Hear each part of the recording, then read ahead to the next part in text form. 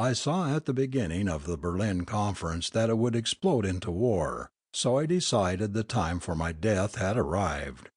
I had to come here, to make sure the war doesn't go on any longer than necessary." Shander looked up at the old man, his eyes tired. "I still don't see where I'm supposed to fit in. I don't see why you came here at all.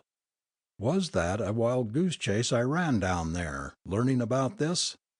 "Not a wild goose chase. The important work can't start, you see, until the rocket gets here. It wouldn't do much good if the Arizona rocket got here to fight the war. It may come for war, but it must go back for peace. We built this rocket to get us here first, built it from government specifications, though they didn't know it.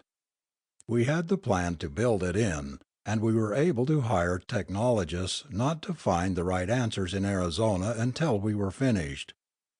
Because the whole value of the war threat depends solely and completely upon our getting here first. When the Arizona rocket gets to the moon, the war must be stopped. Only then can we start the real Operation Bear Trap. That ship, whether American or Russian, will meet with a great surprise when it reaches the moon. We haven't been spotted here. We left in darkness and solitude, and if we were seen, it was chalked off as a guided missile. We're well camouflaged, and although we don't have any sort of elaborate base, just a couple of sealed rooms, we have a ship and we have weapons. When the first ship comes up here, the control of the situation will be in our hands. Because when it comes, it will be sent back with the ultimatum to all nations to cease warfare or suffer the most terrible, nonpartisan bombardment the world has ever seen. A pinpoint bombardment from our ship here on the moon. There won't be too much bickering, I think. The war will stop. All eyes will turn to us. And then the big work begins." He smiled, his thin face showing tired lines in the bright light. "I may die before the work is done. I don't know nor care. I have no successor, nor have we any plans to perpetuate our power once the work is done. As soon as the people themselves will take over the work, the job is theirs, because no group can hope to ultimately control space. But first people must be sold on space, from the bottom up. They must be forced to realize the implications of a ship on the moon. They must realize that the first ship was the hardest, that the trap is sprung. The amputation is a painful one. There wasn't any known anesthetic, but it will heal, and from here there is no further need for war. But the people must see that, understand its importance. They've got to have the whole story, in terms that they can't mistake. And that means a propagandist." "You have Mariel," said Shandor. "He had the work, the experience. He's getting tired. He'll tell you himself his ideas are slow. He isn't on his toes any longer. He needs a new man, a helper, to take his place. When the first ship comes, his job is done." The old man smiled. "I've been watching you, of course, for years. Mariel saw that you were given his job when he left PIB to edit Fighting World. He didn't think you were the man, he didn't trust you, thought you had been raised too strongly on the sort of gibberish you were writing. I thought you were the only man we could use, so we let you follow the trail, and watched to see how you handled it. And when you came to the Nevada plant, we knew you were the man we had to have." Shandor scowled, looking first at Ingersoll, then at Mariel's impassive face. "What about Ann?" he asked. His voice was unsteady. "She knew about it all the time?" "No, she didn't know anything about it. We were afraid she had upset things when she didn't turn my files over to Dartmouth as we told her. We were afraid you'd go ahead and write the story as you saw it then, which would have wrecked our plan completely.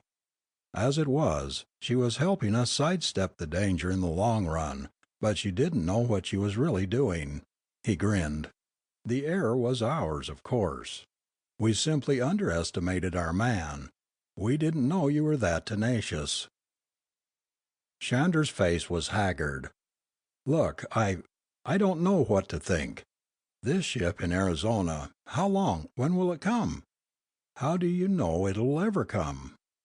We waited until our agents here gave us a final report. The ship may be leaving at any time, but there's no doubt that it will come. If it doesn't come, one from Russia will. It won't be long. He looked at Shander closely. You'll have to decide by then, Tom. And if I don't go along with you? We could lose. It's as simple as that. Without a spokesman, the plan could fall through completely. There's only one thing you need to make your decision, Tom: faith in men, and a sure conviction that man was made for the stars, and not for an endless circle of useless wars. Think of it, Tom. That's what your decision means. Shander walked to the window, stared out at the bleak landscape, watched the great bluish globe of Earth, hanging like a huge balloon in the black sky. He saw the myriad pinpoints of light in the blackness on all sides of it, and shook his head, trying to think. So many things to think of, so very many things. I don't know, he muttered. I just don't know. It was a long night. Ideas are cruel. They become a part of a man's brain, an inner part of his chemistry. They carve grooves deep in his mind which aren't easily wiped away. He knew he'd been living a lie, a bitter, hopeless, endless lie all his life. But a liar grows to believe his own lies. Even to the point of destruction he believes them. It was so hard to see the picture, now that he had the last piece in place. A fox and a bear trap. Such a simple analogy. War was a hellish proposition. It was cruel. It was evil. It could be lost so very easily, and it seemed so completely, utterly senseless to cut off one's own leg. And then he thought, somewhere, sometime, he'd see her again. Perhaps they'd be old by then, but perhaps not. Perhaps they'd still be young, and perhaps she wouldn't know the true story yet. Perhaps he could be the first to tell her, to let her know that he had been wrong. Maybe there could be a chance to be happy, on Earth sometime. They might marry, even there might be children. To be raised for what? Wars and more wars.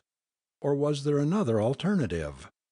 Perhaps the stars were winking brighter. A hoarse shout rang through the quiet rooms. Ingersoll sat bolt upright, turned his bright eyes to Mariel, and looked down the passageway. And then they were crowding to the window as one of the men snapped off the lights in the room, and they were staring up at the pale bluish globe that hung in the sky, squinting, breathless. And they saw the tiny, tiny burst of brightness on one side of that globe, a tiny wisp of yellow, cutting an arc from the edge, moving farther and farther into the black circle of space around the earth, slicing like a thin scimitar, moving higher and higher, and then magically winking out, leaving a tiny, evaporating trail behind it. "You saw it?" whispered Mariel in the darkness. "You saw it, David?" "Yes, I saw it." Ingersoll breathed deeply, staring into the blackness, searching for a glimmer, a glint, some faint reassurance that it had not been a mirage they had seen. And then Ingersoll felt a hand in his, Tom Shander's hand, gripping his tightly, wringing it, and when the light snapped on again, he was staring at Shander, tears of happiness streaming from his pale, tired eyes. "You saw it?" he whispered. Shander nodded, his heart suddenly too large for his chest, a peace settling down on him greater than any he had ever known in his life. "They're coming," he said. End of section 3.